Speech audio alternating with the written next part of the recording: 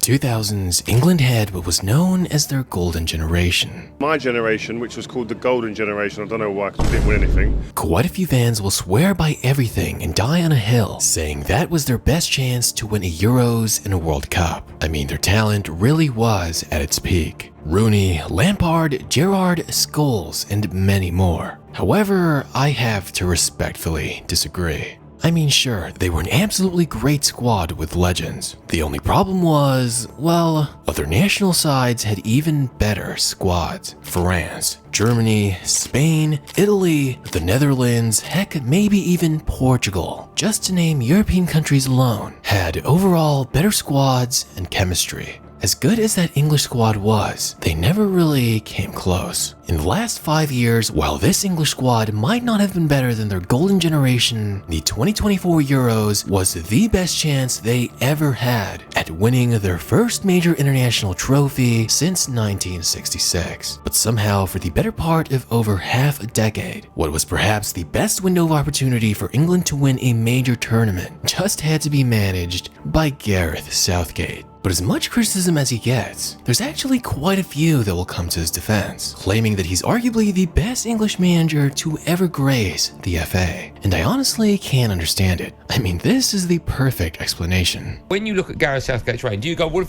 of course he was amazing because we got to the finals? Or do you go, well, hold on, the people before him were so bad that we mark him a little bit higher? And listen, it's not like I'm trying to be biased. I neither dislike nor particularly support the English national team. But when I watch the way that England plays under Southgate, I, along with many of you watching, I'm sure, think, what's going on? Even German football fans have coined a new term to describe his managerial style, Pseudo-Fußball, or literally meaning Southgate football. And yes, he did reach 2 Euro finals, but if you defend him using only that logic, you have to add context. Because without a doubt, England has had the most favorable draw of every major European footballing nation, time and time again. And with the talent at his disposal, comparatively speaking, he should be dominating almost every other international side. But this comment I saw really does sum it up best. This England team is like a bunch of Formula 1 cars stuck behind the safety car. And of course, Gareth Southgate is behind the wheel. To keep it as simple as possible, it really only comes down to 2 main things. 1, his tactics, and 2, his management. For many years now, Gareth Southgate has been criticized again and again, being infamously known for parking the bus and playing defensively. I'm sure many of you guys have heard the saying, defense wins championships. But perhaps Southgate took that advice a little too literally. Because if you don't score goals, well, there's a very high chance you won't win. And it just so happens that when England are ahead in the match, Gareth Southgate loves to park the bus. And almost every time they faced a team of any substance, England would lose. And unfortunately, that isn't an opinion. It's a fact. In the 2018 World Cup semifinal against Croatia, they were up 1-0 in the first 5 minutes. But despite still being so early into the match, instead of pressing on the gas, they would take a step back, resulting in them getting scored on in the 68th and 109th minute, completely bottling the match because Southgate refused to make changes, opting instead to play defensively and trying to protect the lead for the majority of the match. And yes, you could give him a pass on that one, considering it was his first tournament. But then you realize he would continue to do it again and again. In the Euro 2020 final against Italy, the same pattern emerged. After scoring in the 2nd minute, going up 1-0 incredibly early, he would, you guessed it, park the bus for the majority of the match, up until Italy equalized and they were forced to go into penalties. Everyone watching that match could see that something needed to change, as Italy kept on pressing hard. Yet Southgate did nothing until it was too late.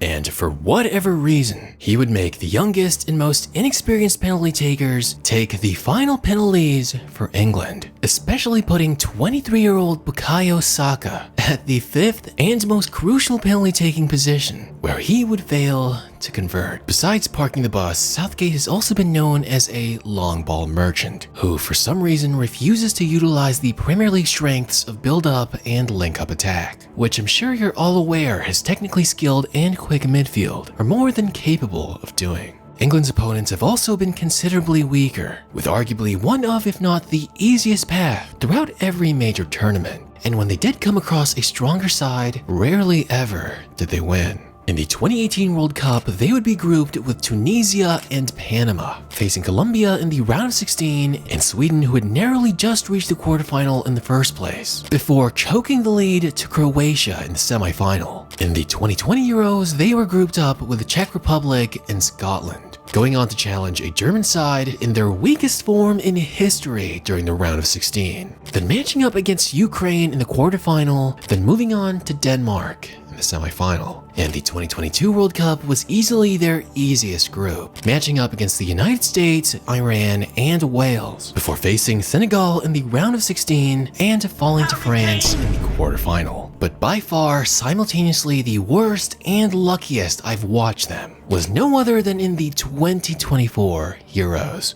They grouped with Denmark, Slovenia, and Serbia, but somehow ended up playing the most criticized and boring football in the tournament. And I'm not even trying to make fun of England here, honestly, as many English supporters themselves were absolutely disappointed in the quality of football being played. With the lineup that England had, many expected them to absolutely show out, but the formation and the tactics being deployed, well, left a lot to be desired.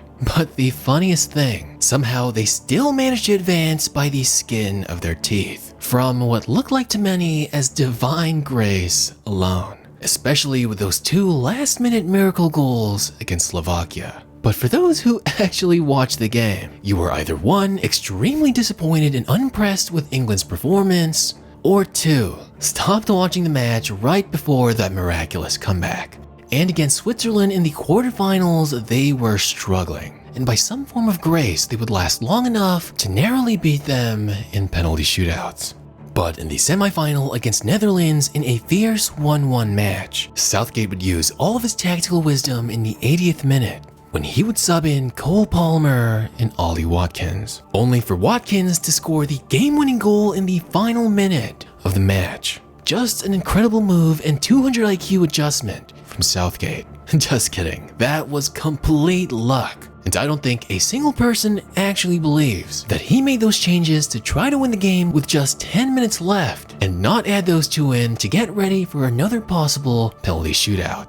Truly, England's path to the 2024 Euro final was nothing short of a miracle. And of course, in the final itself, after equalizing in the 73rd minute, Southgate just never learned, once again opting to park the bus and either hoping to get into penalties or perhaps waiting for another miracle that would save them one final time. England, however, used up all their luck, and this is where his second biggest problem comes in. His management. The biggest one being this guy right here, Cole Palmer. Because Cole Palmer literally led the Premier League in goal contributions last season, providing an insane 42 goal contributions in 48 matches. Heck, every time he came on in the Euros, for what very few minutes Southgate actually gave him, only on the pitch for 144 minutes. He was the one who gave the game-winning assist against the Netherlands and provided the equalizer against Spain in the final. I find it insane that despite his incredible season and the fact that he was the difference maker, being England's best player in the tournament compared to number of minutes played, Southgate basically kept him on the bench for the entire tournament. But given Southgate's history of favoritism and questionable management, at this point it's really not surprising. Also guys like Tomori, who has been basically left out of England's squad for as long as I can remember, despite clearly being one of the best English defenders, and in my opinion more experienced and safe than Mark Gagey. And Southgate also refuses to put his players in their natural position. He's just filling out the starting 11 with the biggest names, putting some of his best players out of position and minimizing their strengths, like Jude Bellingham as a winger and Phil Foden almost acting like a forward. Yeah, I've seen enough. Plus, Harry Kane, oh Harry Kane. He as well is definitely not beating the allegations. And despite his insanely poor form in the tournament, well, with Southgate's favoritism, he just refuses to try something new. I simply cannot see how some people can watch Southgate manage England and genuinely believe he's doing a good job. just because he didn't do as terribly as other managers before him. But I know I can't put the blame on him alone, as most of England's highest profile names played abysmally. But he's shown time and time again that tactics would never really improve throughout his 8 years as manager. I genuinely believe the only thing he's really done is fix the team's emotional chemistry and sort of bridge the connection between the media and players. But that's about it. England doesn't need a social worker in charge of their squad. They need a manager who takes risks to win. And now, with Southgate football gone, if England doesn't find the right manager to take advantage of this young and talented core, who knows just how long it'll be till they get another decent chance.